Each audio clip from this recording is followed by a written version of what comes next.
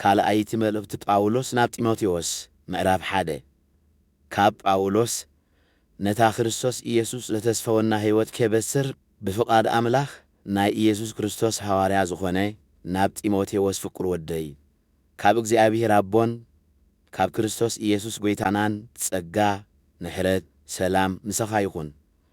ለይትን መዓልትን ከየብኰርኩ ኣብ ጸሎተይ ክዝክረካ ከለኹ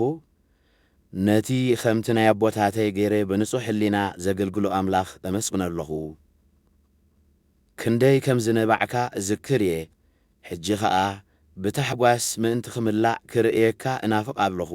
ነታ ጥርጥር ዘይብላ ኣባኻ ዘላ እምነት እዝክራ እየ እዛ እምነት እዚኣ ቅድም ኣብ ዓባይካ ሎይድ ከምኡውን ኣብ ኣዴኻ ኤውንቄ ነበረት ሕጂ ኸኣ ኣባኻ ከም ዘላ ኣሚነ ኣለኹ በዚ ምኽንያት እዚ ነቲ ብምንባር ኢደይ ኣባኻ ዘለዉ ህበት ኣምላኽ ከተሓድሶ እዘክረካ ኣለኹ ከመይ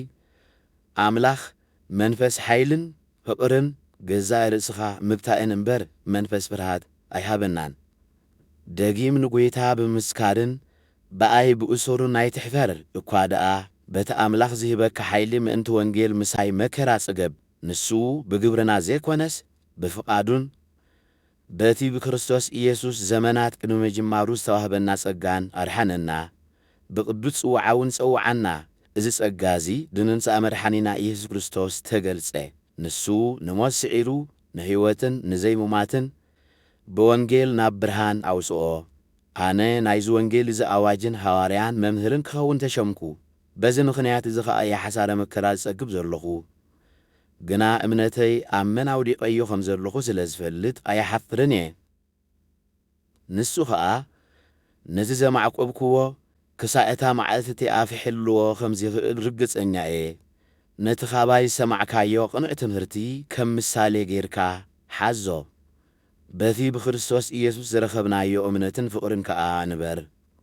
ነቲ ብሕድሪ ዝተዋህበካ በቲ ኣባና ሓዲሩ ዘሎ መንፈስ ቅዱስ ሓልዎ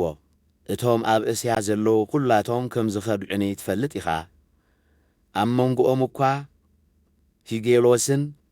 ኤርሞጌኔስን ዝበሃሉ ኣለውዎም እግዚኣብሔር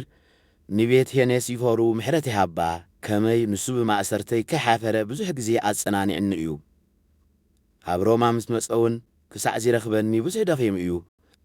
በታ መዓልቲ እቲኣ ካብ ጐይታ ምሕረት ምእንቲ ኺረክብ እግዚኣብሔር ይሃቦ ኣብ ኤፌሶን ክንደይ ከም ዘገልገለኒ እውን ንስኻ ኣጸቢቕካ ትፈልጥ ኢኻ